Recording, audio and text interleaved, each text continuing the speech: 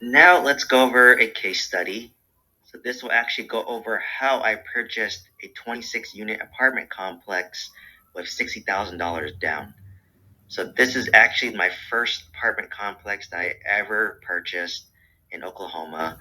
And I just wanted to share a step-by-step guide on what I went through when going through the process from start to finish. And I hope this adds a lot of value and connects all the dots for you.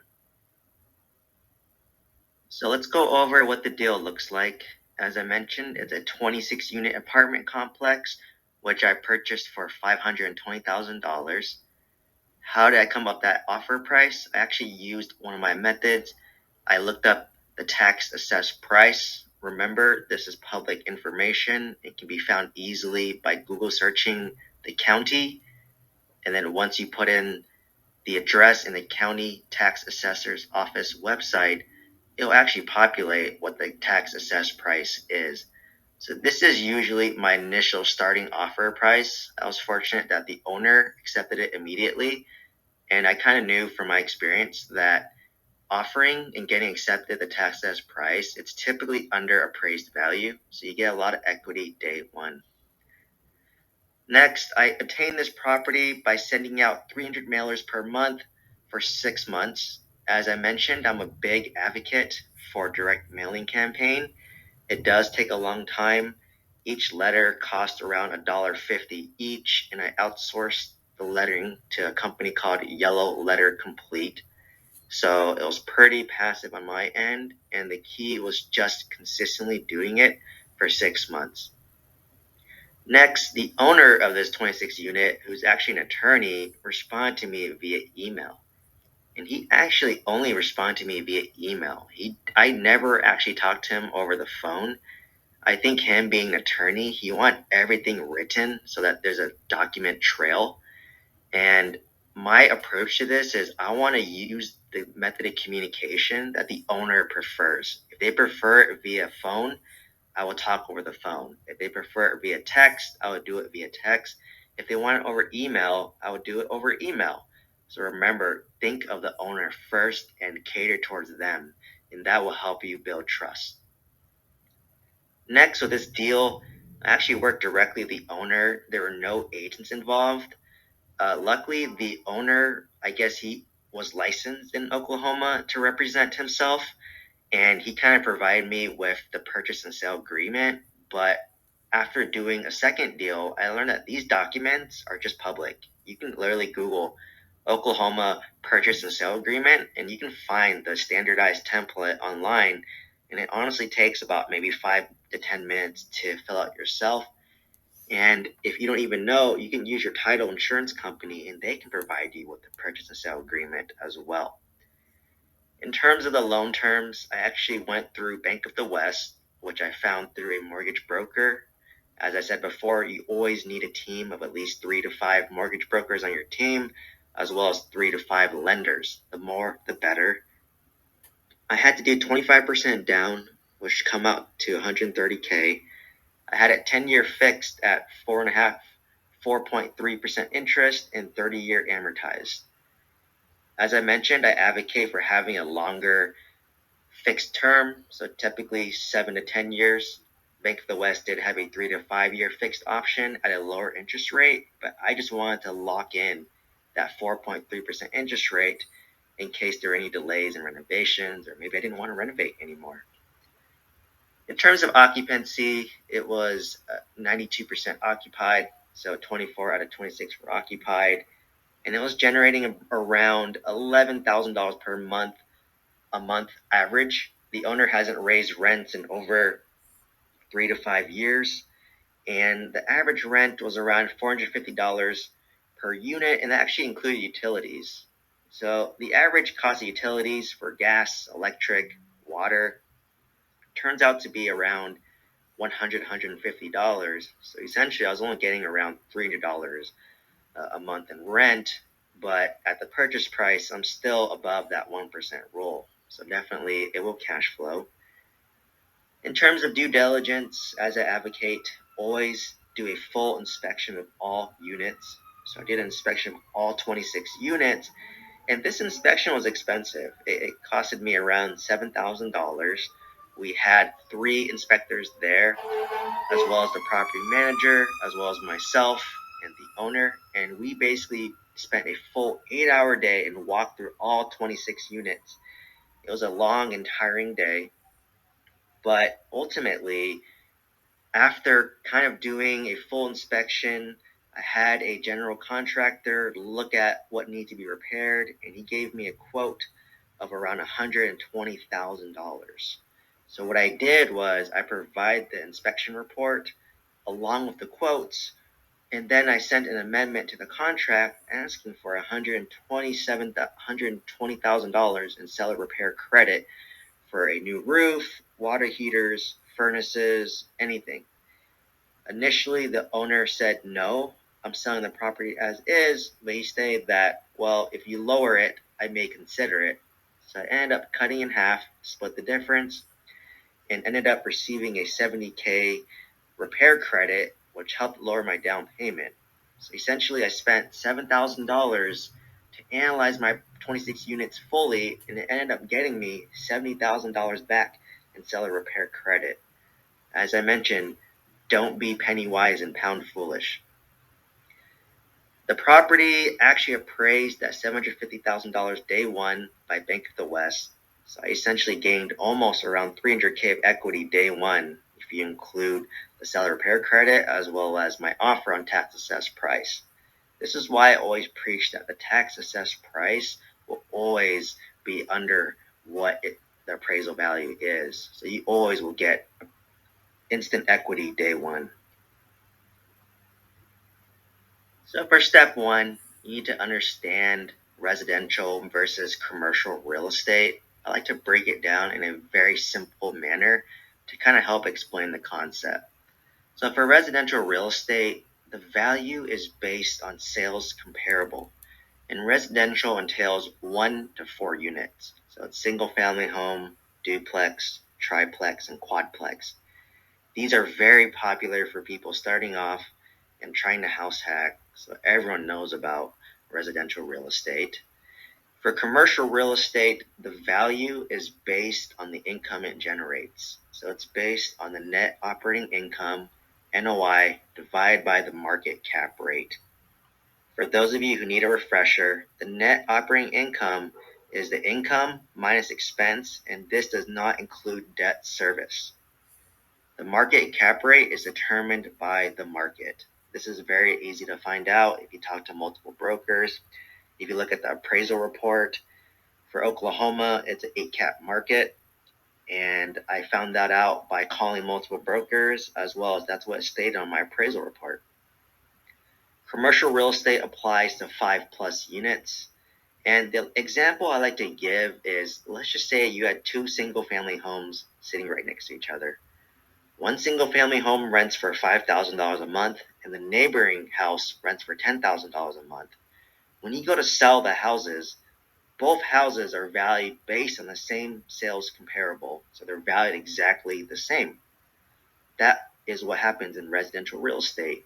But in commercial real estate, if I had a 10-unit apartment complex that has a net operating income of $5,000 a year, and the neighboring 10-unit apartment complex has an NOI of $10,000 a year, the apartment with the NOI of $10,000 a year is worth double. So this is the power of commercial real estate. You can as you increase the cash flow, it will increase the net operating income, which will force the appreciation of the value. This is why once I learned about commercial real estate, I never looked back. Let's continue talking about residential versus commercial real estate. For residential, typically it requires a lower down payment options, especially if it's a primary residence, which is why it makes it very easy for somebody getting into residential real estate. You only need 3.5 to 10% down to get your own first primary residence if you have a nice W-2 income job. Typically, the loans is 30 years fixed with the best interest rates, and the lenders focus more on the individual. The common question they ask for is, what's your debt to income ratio or DTI ratio versus the property? On the other hand, in commercial real estate, The down payment's typically 25% down. Typical loan is fixed for 3 to 10 years, amortized over 25 to 30 years, and you have a higher interest rate compared to residential real estate. What's nice about commercial is the lender focuses more on the property versus the individual. The lenders focus on the debt service coverage ratio. The DSCR has to be greater than 1.25. So for me personally, I own around 5 residential single family homes. And after a while, what happens is my debt to income ratio went so high that it made it hard for me to continue buying residential real estate. So by kind of nature of the beast, I had to transition over to commercial real estate where they focus more on the income versus focusing on me. So as I mentioned, they focus on the debt service coverage ratio. And sometimes on the smaller apartment complexes, they will look at me a little bit, but as long as I have a nice W-2 job or I have some decent income coming in, that usually checks off. They're mostly focused on the property. So what I did was I bought my first apartment complex so well, this 26 unit. Like I said, it made 300K in equity day one. So the bank is not too worried about me personally when they literally have $300,000 of equity themselves day one. So that's what's nice about commercial real estate and why a lot of people transition over. Let's kind of recap as to step one and what the key points are. For simplicity of the math, I made it a 20 unit instead of a 26 unit. But let's just say you purchased a 20 unit apartment complex for $600,000 with 20% down. So that's $150,000. If you own the 20 unit apartment complex, and let's just say you spend $10,000 per unit for a total of $200,000 total, and you can raise your rents by $200 per unit per month, you essentially increase the net operating income by about $480,000. So apartment complexes, what's nice about the economies of scale is your expenses are typically fixed. So when you do raise your rents, you will pocket a lot more of that money. And assuming an 8 cap market for Oklahoma, you basically increase the value of your apartment complex by about $600,000, which essentially doubled the value of the apartment complex. So now your new value is $1.2 million. So if you were to do a cash out refi, assuming a 75% loan to value, your new loan will be at $900,000. If you minus that versus your existing debt of $450,000, you essentially get back your initial $150K down payment plus $200K in renovation plus another $100,000 in profit, all tax free. And basically you're increasing the velocity of your money. You've done the burst strategy, and now you can snowball your money into a bigger deal. Now let's go on to step two, and step two is finding off-market deals. Most deals on LoopNet or Crexy are overpriced. Most of these brokers have funneled these deals through 50 to 100 investors, and they all said no to the deal. And there must be a reason why they said no to the deal. Most deals brought to you by brokers are overpriced as well. Same issue here. A lot of brokers, they're paid when they close on a deal, and they just want to give it to people who they know are big fish, big players, and they know they can close because a broker wants to spend the least amount of effort in order to get their 3% commission. And oftentimes brokers, when they bring you a deal, they're bringing it to 50 other investors as well. And it creates this huge bidding war. It becomes best and final again, best and final. And at that point, the property is just so overpriced, it just doesn't make sense for me anymore. As I mentioned, brokers only like to work with established operators with a track record. Remember, brokers are incentivized by getting commissions. They're not in the business of investing in real estate. They just want to get their 3% commission and move on to the next deal. So the solution to this is you have to go off market and direct to owners. When you're starting off in multifamily, lenders do not take you seriously, brokers will not take you seriously, and even some owners will not take you seriously. So what you have to do is go off market, go direct to the owners, and build trust. Now the question is, how do I get off market deals? And the method that I've had success with is starting a direct mail campaign. Believe it or not, snail mail can be highly effective, especially for mom and pop owners. In this digital age, mailing is a lost art. Everyone cold calls, they'll cold text, they'll send you emails, and to be honest, most of those go straight to spam. Like when I get cold called by virtual assistants overseas, the number that pops up is telemarketer, spam, and I immediately just send that call to voicemail and delete the voicemail immediately. So believe it or not, do not underestimate snail mail. It's actually pretty powerful and effective, especially it's a lost art. For data, I use PropStream. It's $100 a month. You can do a 7-day free trial.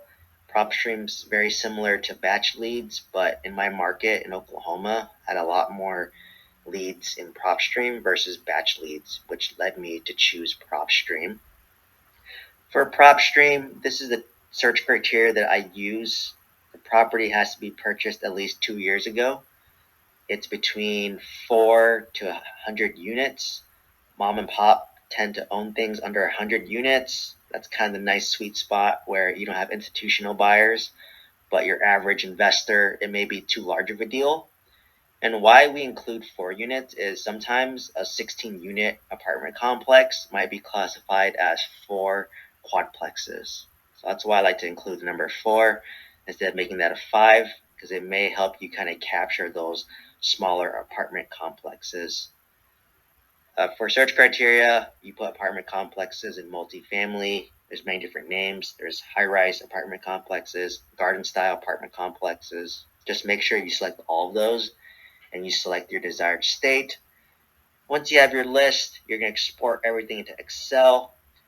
In Excel, sort it. You're going to delete duplicate owners and incomplete addresses.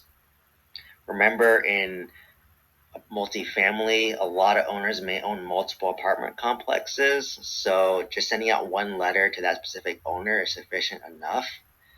And at the end, you want to merge this with your desired letter template. So let's dive deeper into your direct mailing campaign. In average, to prepare your letters yourself, it's around 65 cents each. A majority of the cost is the stamp itself, which is around 50 to 55 cents each.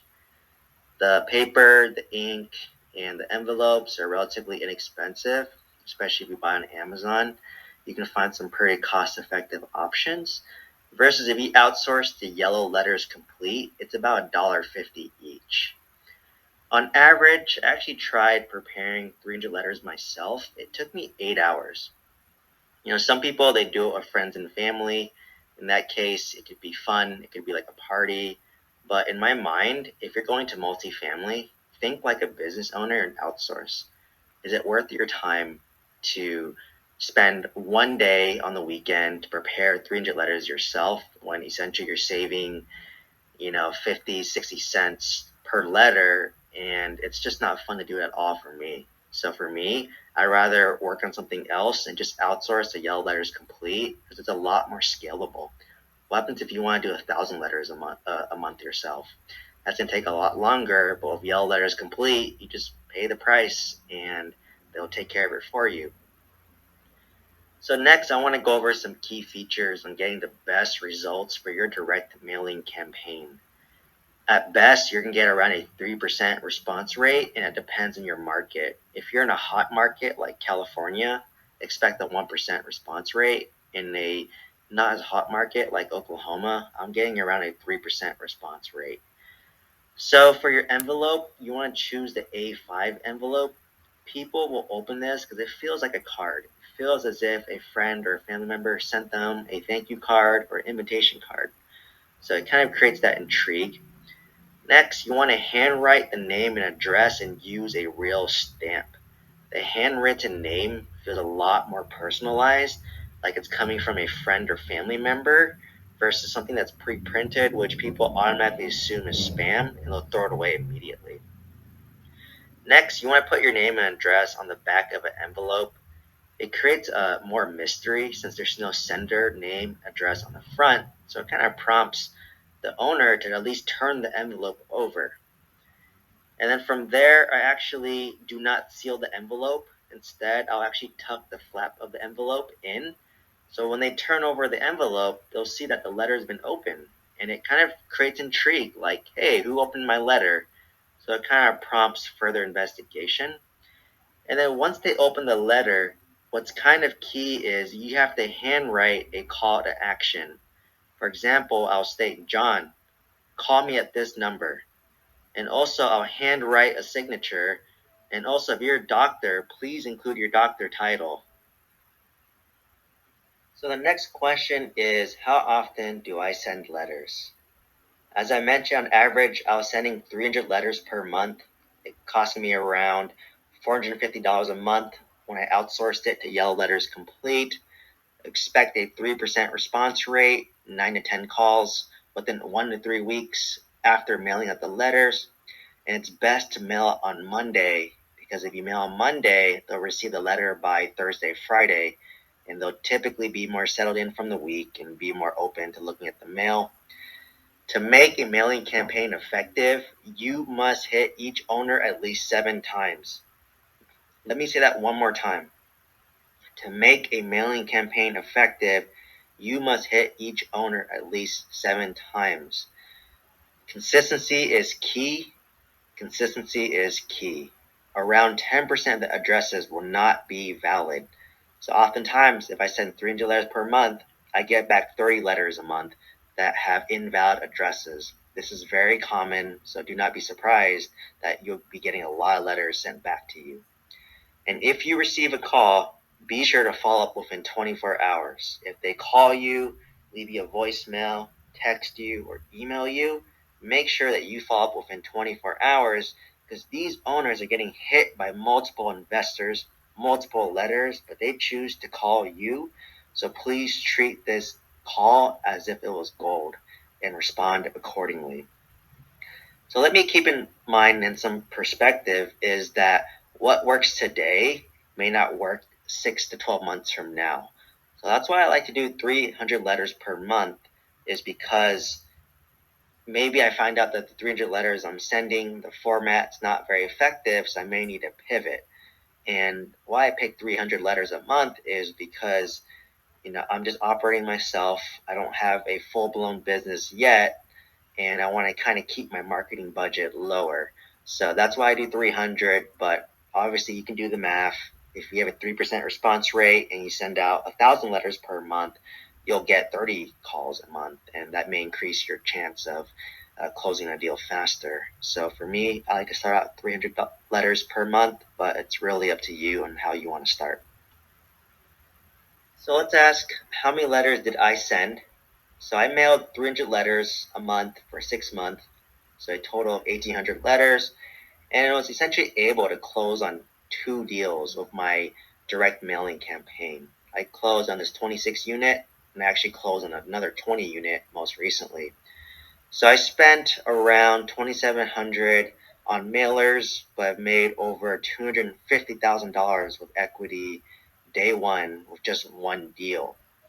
So when sending out letters, it's very discouraging starting off.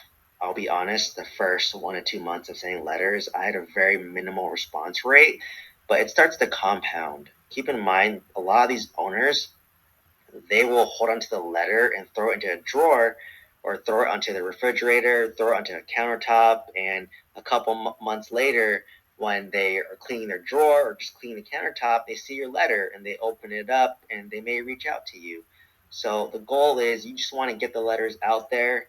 You have to be consistent despite not hearing a response rate. On average, people send out around 1,200 letters before closing on their first deal. For me, I kind of average 900 letters to close on each deal. So what's kind of nice about this direct mailing campaign is you can start to track your metrics. If you read the book Traction, you want to know what your lead measures are. So, for example, I know that if I send 300 letters out, I'll have a 3% response rate, and it takes me on average 900 letters to close on one deal.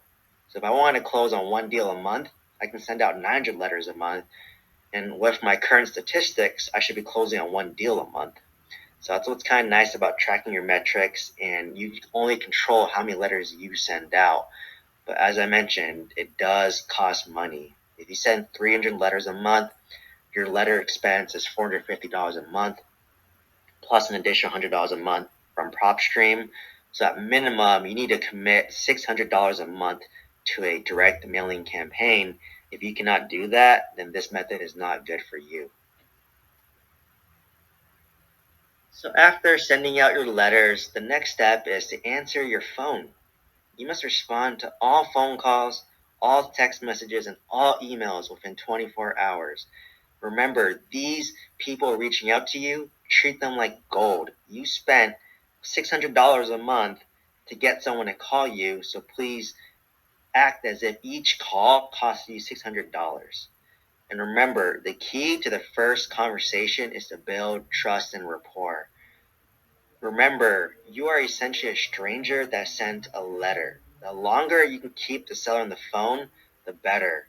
I typically average around 30 minutes to 60 minutes on my first call with the owner. The first call is considered a success if you can understand their pain points.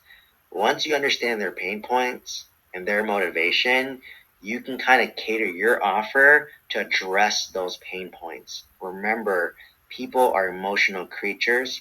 If you can kind of push the right buttons and address those pain points, it will help you build trust and rapport, and you're helping them out. So this is what I mean by creating a win-win situation. So some easy questions to ask are, how long have you owned this property? This is a great icebreaker question. People in real estate love talking about their properties, especially if it's a mom and pop owner who has owned this apartment complex for 30 years. Essentially, in their eyes, it's a kid that they have raised. So when you ask this question, they'll just start spewing a lot of information at you. And then whatever information you don't get from this initial conversation, you can ask, well, how many units is it? What's the current occupancy? What made you decide to sell this property? So a lot of times they'll say, oh, I'm looking to retire. I've been self-managing this property. I'm too tired to do that now. I just want to coast off into retirement, and that's why I want to sell. Maybe there's a situation where there was a death in the family member, and that parent was managing the apartment complex, and now the kids inherited the property and want nothing to do with this property, so now they're doing a sale. And a good question I like to ask is, and use this phrasing exactly, is what would a good price look like to you? And to be honest, sometimes people will not answer this question, in which case I will say, hey, I'm happy making an offer on this property, but I will need this financial information first. So, but some owners will give me a price. And once you have that price, you can then do your analysis and say, hey, thanks for giving me a price. Let me look into this deeper and run it by my lender, and let me get back to you. So as I mentioned, the goal of the first call is just to build that trust and rapport so that you're no longer a stranger that sent a letter. So, and then the key of the first call is just to have that follow-up. Just say, is it okay if I call you back in maybe 3 to 5 days? And if you specify that, please do follow up with the seller in 3 to 5 days. So for step 3, you need to understand pain points. And if you understand pain points very well, it can help you structure creative financing down the road. And I will go over that in a later topic. But in real estate, remember, you aren't buying properties, you are buying situations. There's a reason why they're responding to your letter when they know that they can just reach out to a broker, and the broker can list it on LoopNet, they can list it on Crexi, they can reach out to their pool of investors. So there is a reason why they're reaching out to you, and you must figure out the situation on the first call ideally. So what are some sellers' pain points? Were they recently divorced and just need to sell? And divorces is a very emotionally taxing process. and it's very stressful. So they're just focused on the emotional aspect of the divorce. And the last thing they want to worry about is trying to sell this property. So for them, they're focused on getting rid of the property as fast as possible. And that's why they need to sell. Another situation is the owner passed away and the kids want nothing to do with the property. This is the fear of every real estate investor that wants to create a legacy. Their hope is that one of their kids will take over the family real estate portfolio. But what happens is a lot of kids hate the real estate portfolio because they said, hey, my parents forced me to work at this apartment complex. My parents are always gone on the weekends. They couldn't take me out to play because they're working in the apartment complex. And they grow to resent that property and want nothing to do with it and would rather liquidate that asset and split the money between the 3 kids or the 2 kids and move on from it. Some mom and pop owners are looking to retire. A lot of people self-manage their own 26 unit on top of their own W-2 job. And at this point, when they're 50s and 60s, they don't want to deal with this anymore. They want to reap the benefits of all the hard work they've placed and just enjoy retirement. Is a property manager stealing? As I mentioned before, 9 out of 10 property managers are bad, and sometimes a property manager can steal. They know how to fabricate the paperwork and do everything. So, this happened to me one time where an owner reached out because a property manager is stealing and they're willing to sell it at a cheaper price and they wanted to sell fast. Does a property need lots of repair and the owner has no more money? As I mentioned, some owners are cheap. They're too cheap to do anything. They don't want to do any repairs. I got a 20 unit where 1 unit burned down and the owner was too cheap that he didn't have good insurance, which would have covered it if he had good insurance for that fire. And if he didn't renovate that burned down unit, what else is he not doing? There's a lot of other deferred maintenance, and maybe they just want to move on and not fix these issues, and they don't have the money to fix these issues. On this 26 unit, it needed around 120K worth of repairs, and I don't think the owner had 120K to do all those repairs, but he was willing to give me a seller repair credit because when we close on escrow, he gets a lump sum of the purchase price. And now he can allocate some of that lump sum back to me to repair some of these deferred issues.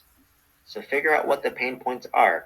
The more pain points that you can figure out, you can better build trust of the seller and also create a better offer. Because sometimes a traditional lender in a more creative finance structure may be more beneficial for both of you. For example, if the property is owned free and clear, you can do seller financing. If the property doesn't qualify for traditional lending, you can do subject to or a master lease agreement. If the owner wants to take the equity and invest it in another deal, maybe they can sell or carry second 10 to 15%, and they will pocket about 85 to 90% of the money to go do their next venture. There's many ways to structure deals based on pain points. Some pain points may be, hey, I don't want a large capital gains tax, in which case seller financing or subject to may be a good option. Maybe the owner has a large prepayment penalty, and to bypass that, you can do subject to. So you basically take over the loan and you just pay the owner. So there's many ways to get creative, but it all starts once you understand the pain points. Next, during the phone conversation, hopefully you can obtain some financial information. So as a general rule of thumb, you want to get a T12, which stands for a trailing 12, which is the past 12 months of profit and loss statements. This can easily be obtained if they use a software like Rent Manager, AppFolio, or Buildium. And it also asks for a rent roll and explain that lenders will need these documents. At the end of the day, in order for me to close on your property, I need to get a lender involved and they will ask for these documents. Unfortunately, most mom and pop owners have no records or handwritten records. If so, please help them create a profit and loss statement and a rent roll. There's easy to find templates for profit and loss statements and templates for rent rolls. What I've done in the past is if they didn't have electronic documents, I would be on the phone with the owner and one by one go through everything. Like when creating a rent roll, unit number 1 is a 2-bedroom unit and it rents for $500 a month, and this tenant lives in there. This is when their lease starts, this is when their lease ends, and this is their security deposit. I literally went down one by one on a 50-unit apartment complex that I was under due diligence with.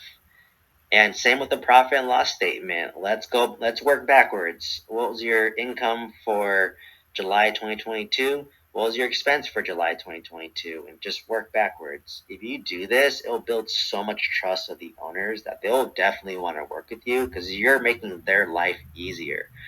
Remember, you want to help make the process as easy and smooth as possible for the owners so that they want to work with you. And remember, owners that own apartment complexes may own other apartment complexes, and they may want to sell those deals to you as well. Once you are aligned with the owner, it becomes us against the bank instead of you versus me. This is a strategy that I use all the time. A lot of times I would say, hey, you wanted a $1 million for this apartment complex, and I want to give you $1 million for this apartment complex. But when the lender underwrote the deal based on the profit and loss statement, the rent roll that you provide me, it does not hit the debt service coverage ratio of 1.25. Based on their underwriting, the lender said that they can only offer $800,000. So at that point, you're just saying, hey, it's not me that doesn't want to pay. The lender, my lender, the evil person, will not want to lend on your price. So at that point, I can offer a solution. So, hey, we can just go down to $800,000 and close on the deal with this lender. Or if you're adamant about your $100,000 deal, let's do some creative financing. Maybe if you own the property free and clear, you can become the bank and you set your loan terms. Or maybe if there's still a loan, we can do subject to, and I can just pay you, and then you can pay the lender, and then I'll take over all the day-to-day operations of the property, and the deed will be under my name. So this is when you start to pitch creative financing. So step 4 is submitting a letter of intent, or LOI for short.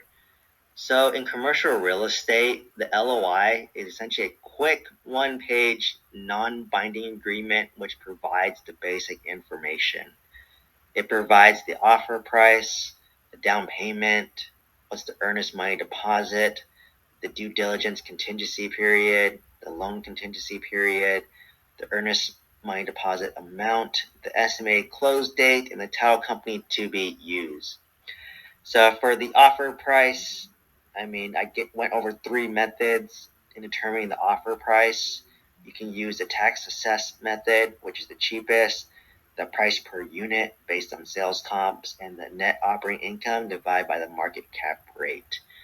For down payment, pretty standard at 25% down unless the lender wants more. Earnest money deposit, it ranges between 1 to 3% of the offer price. I typically lean towards the 1%. For due diligence contingency period, it's pretty standard. It's typically 30 calendar days. Loan contingency period, it's typically 60 calendar days. And these 2 periods are very important because this is when you can get back your earnest money deposit. Let's just say you do due diligence, you find out that there's a lot of issues with the apartment complex and you want to back out. Well, if you back out during the due diligence period, you can get back your earnest money deposit. And in terms of the estimated close date, it's typically 60 calendar days, and the title company used.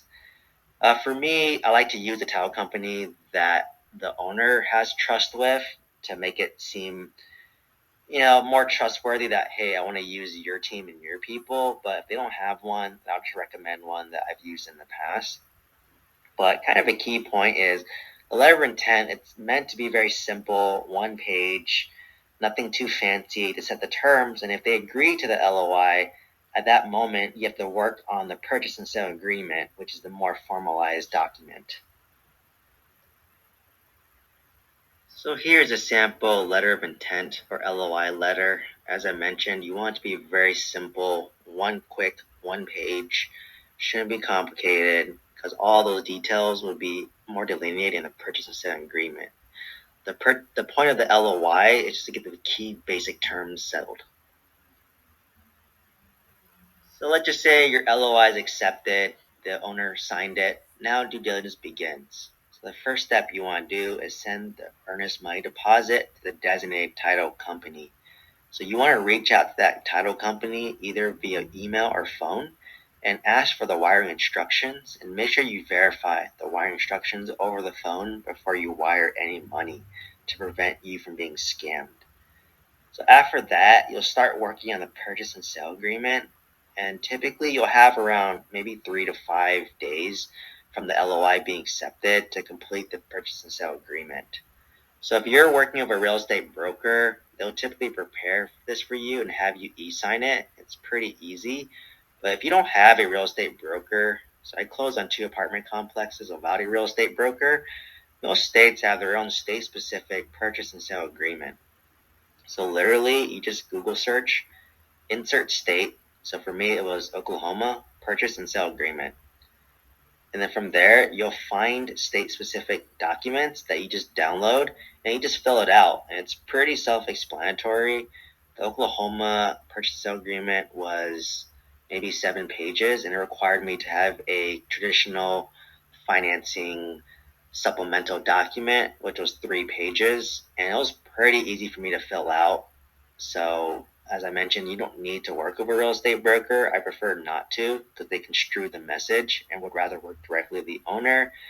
And there's even state-specific forms for seller finance deals. So let's just say a traditional lender will not lend on the apartment complex and you want to move forward with seller financing. They have forms as well. In Oklahoma, they literally have a seller finance standardized document as well. So once you have the LOI signed, you will send that along with the purchase and sale agreement to your lender and your mortgage broker. And why you need to do that is they'll take you a lot more seriously when you send over those purchase agreements over to them, because they know that if they close on the deal, they'll get paid their commission. So that's what creates an incentive. And even before the LOI is submitted, to be honest, I will engage my lender and my mortgage broker out the gate with the financial information.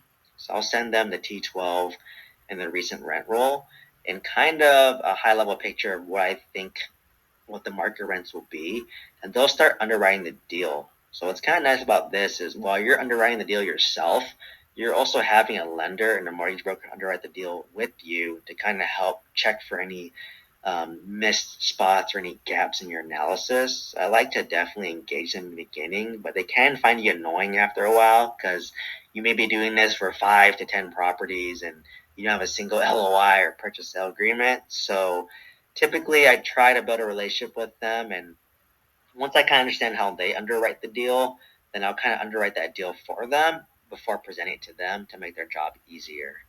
As I mentioned, you want to make everyone's job easier so that they like working with you. So attached is a sample purchase and sale agreement from the Oklahoma Real Estate Commission. So this is actually what I use when I purchased both my apartment complexes in Oklahoma. And I found this on Google. If you look at the bottom left corner of the document, it actually lists the official document name. You can see it's OREC Commercial Improved. And if you literally just Google that, it'll populate the document and you can start typing everything out. So it's pretty self-explanatory. You need to have a financing supplement. You put the seller name. You can put the buyer's name. So for me, I'll usually put my holding company LLC and or assigns. Sometimes I don't want to open a new LLC if I know I'm not going to close on the property or it fails due diligence, because it costs me about $500 to open a new LLC. So I'll typically just specify my name or my holding company and or assigns. And if I do want to close on the deal, then I'm just going to assign it to my new LLC that I'm opening up. And typically the property should be described in which county. As I mentioned, you can find that via Google. In terms of a legal description, where I typically look on is the tax records, which is also public information. Typically, I just will copy and paste it. And then here you'll delineate the purchase price, what's the earnest money deposit, and which title company are you using. So everything here, it's a 7-page document. It's pretty self-explanatory. And if you need help and you're not using a broker, you just need to ask a title insurance company and they're happy to help walk you through this process. So as I mentioned, some states actually have a seller financing agreement. So I found this Oklahoma Real Estate Commission seller financing agreement on Google under the same area where I found the purchase and sale agreement for Oklahoma State. So as I mentioned, it's not that difficult. It actually kind of walks you through um, the different options that you have. Like for example, the mortgage carried by seller, it's amortized. Mortgage carried by seller, one payment. Mortgage carried by seller, amortized with balloon payment. And it delineates if there is a prepayment penalty. So as I said, it's not that difficult. You can find this document online, and then you can just walk through it with the seller on how you want to structure the terms of seller financing. And what's beautiful about seller financing is you can choose your terms. At the end of the day, the owner is the bank, and they can do it whatever that makes sense and creates a win-win situation for both parties. So let's go back to my 26 unit and let me talk about the vision for the 26 unit. So my goal was to renovate about half of the units for $8,000 each. How did I come up with this number? My property manager walked through all the units, and this is what he suggested. He needs brand new kitchens because the kitchen cabinets could not be saved. So we use new shaker kitchen cabinets, which can be bought from Home Depot or Lowe's, and they're very cost effective, very easy to set up, and look very modern. So it makes perfect sense when adding it to a rental property. We're getting new laminate countertops. In Oklahoma, laminate is more cost effective and people are okay with it. In California, quartz is the hottest rage. So as I mentioned, you want to rely on your boots on the ground and your property manager for these recommendations. We're going to get brand new LVP flooring. What's popular in Oklahoma is a light to medium gray LVP flooring. That's actually popular in California as well. So what I love about LVP is that it's durable, it's scratch resistant, it's waterproof, it's inexpensive. It can be placed in the kitchen, the living room, bathroom, bedroom. It can be placed everywhere. We're going to paint the walls a medium gray wall paint. Pretty neutral color. Why medium gray is because if it gets dirty, it's kind of hidden a little bit, and it's not too dark where that it's overwhelming. A light gray can get a little bit, if you have a dirty spot, it's more obvious, but on a medium gray, it's not as obvious. And we're actually getting new appliances. So I was actually lucky that I was able to buy lightly used appliances from another apartment complex that my property manager is managing for. Apparently, that apartment complex wanted to upgrade to all black appliances, and they only own those current appliances for like 2 to 3 years, and they were lightly used. So I was able to purchase those appliances at a discount, which saved me a lot of money. And actually, by rearranging the kitchen cabinets, we're actually adding a stainless steel dishwasher, which hopefully will get us more rent and attract a higher quality tenant.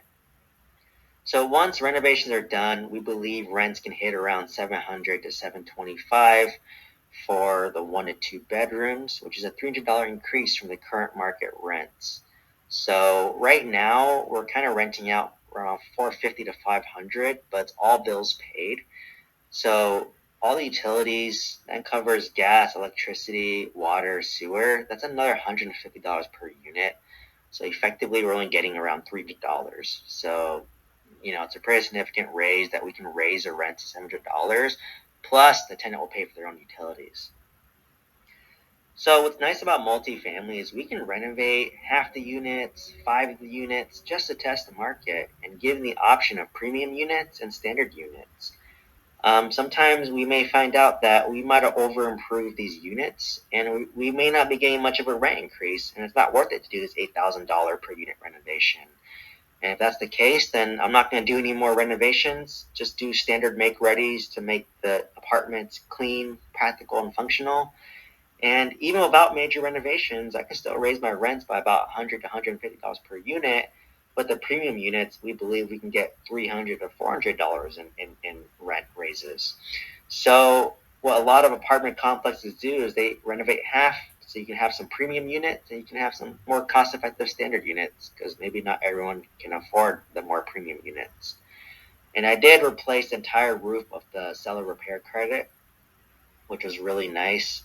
So I was able to finish that over one weekend, and I got a brand new roof now. So now the insurance company will love me. So who will handle the renovation? Luckily for me, my property manager is a general contractor who will handle all renovations for a 5% general contractor fee. So from the get-go, I knew I wanted to renovate this apartment complex. So I purposely chose a property manager who would function as my general contractor as well to take a lot of the work off my plate. And what I found out was renovations was actually delayed by 6 months due to labor shortages. As I mentioned, always expect the unexpected. So we're supposed to start renovation back in January of 2022, but we started renovations in June. And now our limiting step is we're waiting for a bunch of the kitchen cabinets to come, and those are being delayed from Home Depot. So now we're having further delays. So as I mentioned, things take 25% longer and cost 25% more, and I'm living proof of my 26 unit. So our goal is to kind of renovate 3 units per month. So I currently have 6 vacant units right now. So in about 2 months, we should be able to finish all 6 units. And this is assuming once my kitchen cabinets come and are finally shipped. And once they're done, we plan on renting them out. So we may offer it to the existing tenants that are there who want to upgrade. Or if not, we're just going to advertise it outside and see who bites. And we can slowly churn over the units. So let's just say all the vacant units are done and rented out. We can move out 3 tenants and then renovate those 3 units if we want to. Or we just can keep it as is and take our time. That's what's kind of nice about multifamily. You have a lot of options and a lot of control when doing your renovations. So what's the end goal for this property? So my goal is to do a complete full cycle BRRRR in 2 to 3 years. I want to renovate about half the units, so about 13 of the 26 units to be renovated for $8,000 each, and hopefully raise the rents to $700 per month. If the renovations don't get me that $700 per month in rent, I just may stop renovations and just touch up the current units and make it, clean, practical, and functional, and just raise the rents by about $100 to $150 as is. Once the property is stabilized, my goal is to present my T12 to a lender and a rent roll to a lender to do a cash out refi. So I actually anticipate this property will be worth around $1.5 million based on the net operating income divided by cap rate method, as well as to the average cost per unit. So my market kind of averages around $50 or 50K per unit, and I bought this thing at 20K per unit. So as you can tell, I have a lot of meat on the bone that I can access, assuming that the renovations become successful and that I can raise to the market rent of $700 per month. So let's run the numbers. So assuming a 75% loan to value, my new loan is going to be 1.1 million. The existing loan is 390K. Renovation is 200K.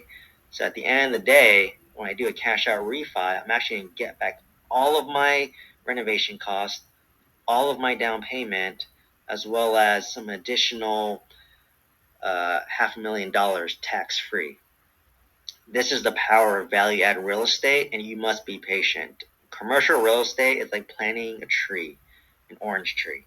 When you plant it, it takes 2 or 3 years for that tree to grow after watering it for that long, and finally it's producing fruit.